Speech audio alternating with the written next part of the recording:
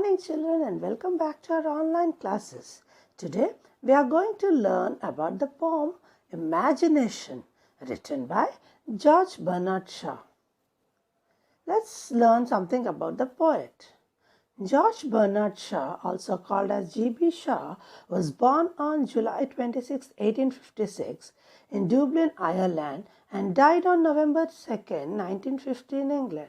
He was an Irish comic dramatist, literary critic and socialist propagandist.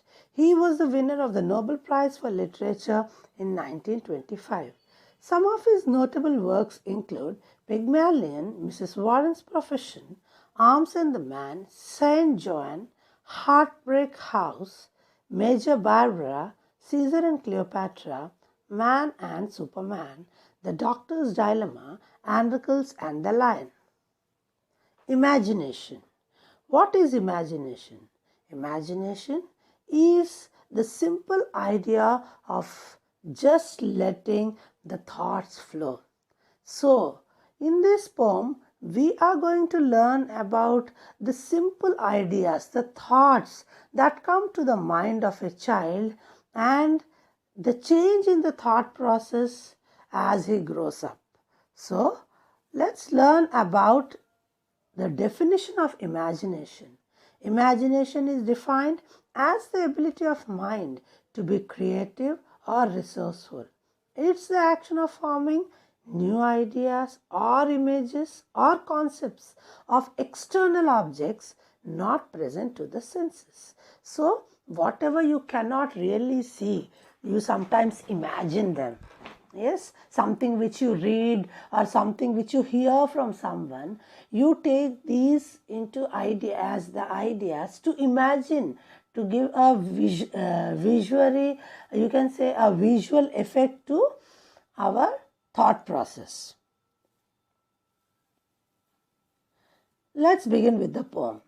I used to play at pirates and sail the seven seas. Then I was a cowboy, these simple things did me please. So the simple things that pleased the child were that he imagined himself to be the pirates. Pirates are the people who travel. And sometimes he imagined himself to be cowboy, and these simple things pleased him a lot. I had a vivid imagination. Adventure was always on my mind. I discovered the joys of reading and escaped the daily grind. So he had a very clear imagination and adventure. He was very, very adventurous. He felt that he could do some of the best or some of a unique expeditions, or he can explore things. So always adventure was on his mind, and all these ideas, this thought process he got when he read books. So he really discovered the joys of reading and escaped the daily grind. So when he enjoyed the joys of reading, the everyday sometimes you have to go through the everyday process of doing things, he escaped doing that. So you people also do this, is it not? Whenever you have to do something at home, you keep your books all around and start reading. Yes, so he did. So the boy enjoyed the joys of reading and escaped the daily grind. Once I lived with the Eskimos in the land of ice and snow. Went hunting and fishing, my fantasy was all aglow. So he begins to talk about what kind of imaginations he had, into which kind of world he entered, fantasy world he entered when he was with his books. So he imagined himself to be with the Eskimos in the land of ice and snow. Okay, where do Eskimos live? Okay, and then he went hunting and fishing in the snow, and all this fantasy was always very, very clear in his mind. Okay, but children, remember, we should never use the word Eskimos now. It has been actually banned or prohibited, the word Eskimos. Instead, you can use the word like Inuit. Yes, so other words are used in place of Eskimos. We should never use it anymore. Okay, as this poem was written long back, at that time it was okay. Now the child says that I read a book of Jules Verne and went off to the moon. We all know that Jules Verne writes books on science fiction, is it not? And always takes us to an imaginative world. So the child says he reads the books of Jules Verne and he goes off to the moon. So what does he do on the moon? Just to take a look. It was just to take a look. Then it was time to return. So the child only goes to the moon to take a look of the moon and comes back. See the clear picture that he shows us. Yes, even we start imagining when he writes this poem, even we imagine that we are into the same world. Then he goes back from there on to the moon. Again, he imagines himself to be in the forests of Africa. I spent time in the forests of Africa with Dr. Livingstone as my guide. Then off again to America with the Huckleberry Finn I did hide. So, not only does he imagine himself to be in the forests of Africa with Dr. Livingstone, he was an explorer himself. But he also imagines that from that Africa, he again goes back to America with Huckleberry Finn I did hide. Huckleberry Finn is a character that was created by Mark Twain in his stories. Okay, so he says that he goes to America with Huckleberry Finn and he hid there. So that is how he imagines. So all these imaginations, from where does the child get? He gets it from reading books. How important reading books is. In my world of fantasy and imagination, I performed such wonderful deeds.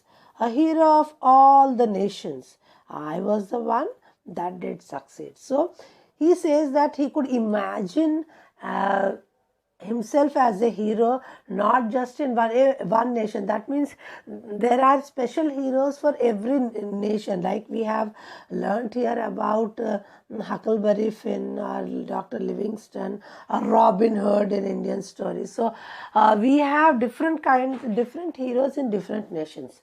But when you are into the fantasy world, you need not limit yourself to your own nation. You can enter anywhere into any world and you can imagine yourself to be anyone and anything. So he says that I am not only the hero of one nation but hero of all the nations. And finally he was the only one who succeeded in all the things. That is how he imagines himself to be.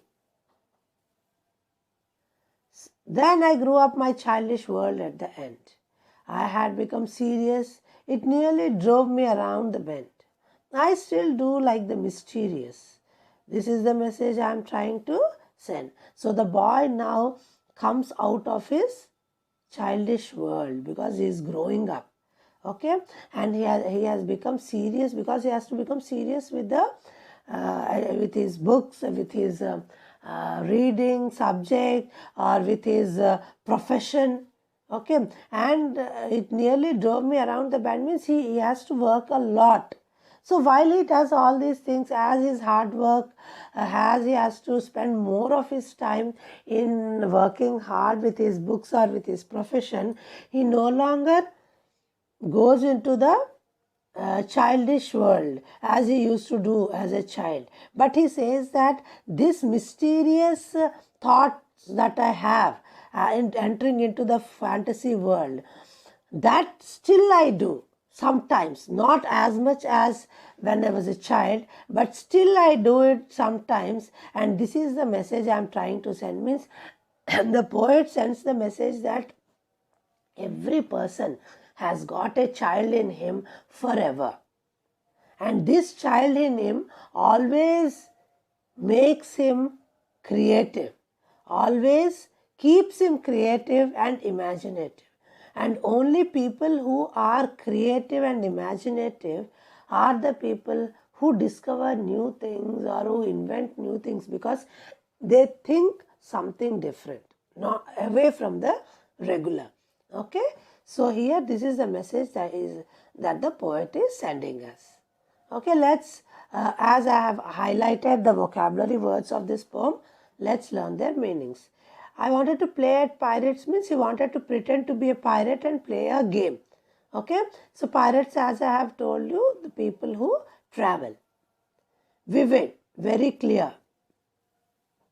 Daily grind, the boredom and hardship of everyday life. So, by reading books, he escapes the boredom and hardship of everyday life. Eskimos, a member of an indigenous people inhabiting northern Canada, Alaska, Greenland, and eastern Siberia, and traditionally living by hunting seals and other Arctic animals and birds by fishing. My fantasy was all aglow, means I was at my imaginative best. Jules Verne. Jules Verne is a French novelist, poet, and playwright. Okay, and as I have told you, Huckleberry Finn is a character created by Mark Twain, and Dr. Livingstone is an explorer. Now let's talk about some poetic devices used in this poem. Allusion. This is the first device used in this poem. Okay, what is meant by allusion?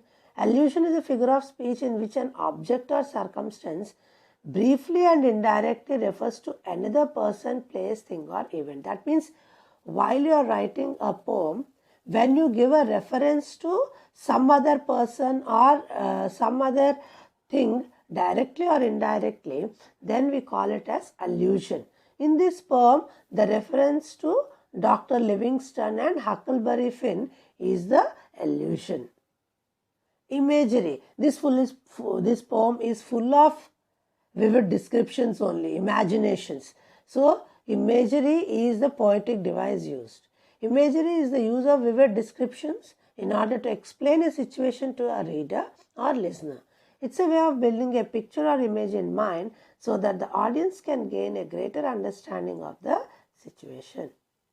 And the rhyme scheme of the poem is ABCB. That means there are 4 lines in every stanza, and every second and fourth line rhymes with each other, whereas the first and the third line do not rhyme. So that is the rhyme scheme. If you see the rhyming words, then you will be able to understand that it is the rhyme scheme is ABCB. That means the second line and the fourth line rhymes with each other.